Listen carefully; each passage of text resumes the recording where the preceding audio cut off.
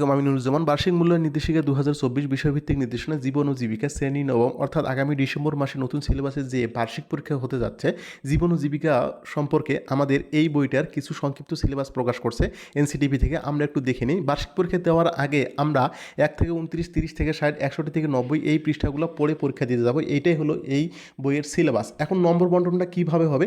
সেগুনকালীন নম্বর হবে 30 নম্বর এবং সমষ্টিক নম্বর হবে 30 নম্বর। সেগুনকালীন বলতে বোঝানো হয়েছে এখানে স্কুলে ধারাবাহিকভাবে যে নাম্বারগুলো আমরা পাবো সেটা হবে 30 নাম্বার, এবং বার্ষিক পরীক্ষায় লিখিত আকারে যে প্রশ্নটা পাবো সেটাতে নম্বর থাকবে 70 নম্বর। বাট পরীক্ষা হবে 100 নম্বরের, হিসাব হবে 70 নম্বরের।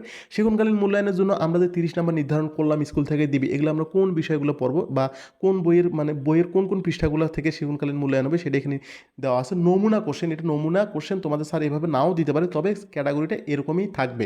1, 2, 3 কাজ দিছে, এই 3টা কাজ যদি তুমি কমপ্লিট করতে পারো 3 × 30 নম্বর পাবে। এইগুলো আমাদের সেগুনকালীন মূল্যায়নের প্যারামিটার বা বিষয় এবং নাম্বার। এবার চলে যাই আমরা প্রশ্নের ধরনটা কীরকম হবে। দেখুন, নৈবেক্তিক প্রশ্ন থাকবে 15টার মধ্যে 15টাই উত্তর দিতে হবে, এবং সংক্ষিপ্ত প্রশ্নে এক কথায় উত্তর থাকবে 10টার মধ্যে 10টাই উত্তর দিতে হবে, নাম্বার হবে 10। এবার দেখুন, সংক্ষিপ্ত প্রশ্নের উত্তর দিতে হবে 10টা এবং প্রশ্ন থাকবে 10টা, প্রতিটা প্রশ্নের নাম্বার থাকবে 2। তাইলে 15, 10 আর এদিকে 10 × 2 = 20, তাহলে মোটে হলো 45 নাম্বার। তাহলে 100 নাম্বারে যদি পরীক্ষা হয় আর বাকি থাকলো হলো 55 নাম্বার। এই 55 নাম্বারের মধ্যে রচনামূলক প্রশ্ন থাকবে দৃশ্যপটবিহীন 5টা, উত্তর দিতে হবে 3টা, নাম্বার থাকবে হলো 3, 5, 15। এবং দৃশ্যপট বলতে এখানে উদ্দীপক উল্লেখ থাকবে, এরকম প্রশ্ন থাকবে 7টা, এবং প্রতিটা প্রশ্নের নাম্বার থাকবে হলো 8 করে, উত্তর দিতে হবে 5টা, 5 × 8 = 40 নাম্বার। এই মিলে হলো 100 নম্বর। চলুন আমরা এবার দেখি আসলে নমুনা প্রশ্নটা কেমন হয়, ওটা একবার আমরা দেখে নিই। এই ধরনের প্রশ্ন তোমাদের দেখুন, এখানে প্রথম যে 15টা নৈবেত্তিক প্রশ্ন এখানে দেওয়া আছে, তোমরা অবশ্যই এখানে দেখতে পাচ্ছ, আমি স্ক্রল করতেছি, দেখতেই পাচ্ছ তোমরা এখানে। এইভাবে তোমাদের বার্ষিক পরীক্ষার মধ্যে প্রশ্ন হবে। এরপর সেকেন্ড টাইম যে কোশ্চেনটা হচ্ছে সেটা হচ্ছে সংক্ষিপ্ত প্রশ্ন আমাদের দেওয়া থাকবে হলো 10টার মধ্যে আমাদেরকে 10টায় উত্তর দিতে হবে, নাম্বার থাকবে হলো 1 করে।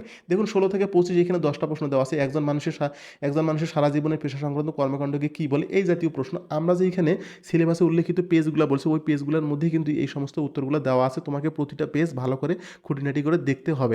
দেখুন, এখানে দেওয়া আছে এখানে তো 25টা প্রশ্নের মধ্যে 16 থেকে 25 10টা প্রশ্ন আছে, 10টা প্রশ্নের মধ্যে 10এ 10 নম্বর। এরপর চলে যে সংক্ষিপ্ত প্রশ্নগুলো তোমরা দেখতেই পাচ্ছ কীরকমভাবে হবে এই বই থেকে। জাস্ট এটা নমুনা প্রশ্ন, এরকম হতে হবে এমন কোনো কথা নাই, প্রশ্ন এটাই থাকবে না, বাট এরকম ধরনের প্রশ্নগুলো থাকবে।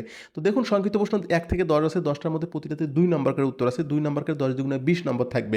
এরপর চলে যাই আমরা রচনামূলক প্রশ্নের মধ্যে। দৃশ্যপট ছাড়া প্রশ্ন থাকবে হলো 5টার মধ্যে 3টা উত্তর দিতে হবে, এবং দৃশ্যপট সহকারে 60টার মধ্যে 5টা উত্তর দিতে হবে। এখানে যদি 5টা থেকে 3টা উত্তর দিই তাহলে পাবো 3, 5, 15 নম্বর। তোমরা এখানে দেখতেই পাচ্ছ অবশ্যই 1, 2, 3, 4, 5 এখানে লিখে দেয়নি, উদাহরণস্বরূপ বুঝিয়ে দিয়েছে যে এইভাবে 5টা প্রশ্ন থাকবে, তোমাকে উত্তর দিতে হবে 3টাতে নাম্বার থাকবে 3, 5, 15। এবার চলে যাই হলো রচনামূলক প্রশ্ন দৃশ্যপট নির্ভর, উদ্দীপক তুলে দেওয়া থাকবে, উদ্দীপক থেকে ক, খ, গ, ঘ এরকম প্রশ্ন থাকবে, তোমাকে সেগুলো থেকে উত্তর করতে হবে। এবং 7টা প্রশ্ন দেওয়া থাকবে, তোমাকে 5টা প্রশ্ন উত্তর করতে হবে, 5টা প্রশ্নের নাম্বার থাকবে 5 × 8 = 40 নম্বর। এই গেল তোমাদের জীবন জীবিকা বইয়ের সংক্ষিপ্ত সিলেবাস এবং প্রশ্ন মানবন্টন এবং একটি নমুনা প্রশ্ন। তো ধন্যবাদ, সবাই ভালো থাকবেন, আল্লাহ হাফেজ।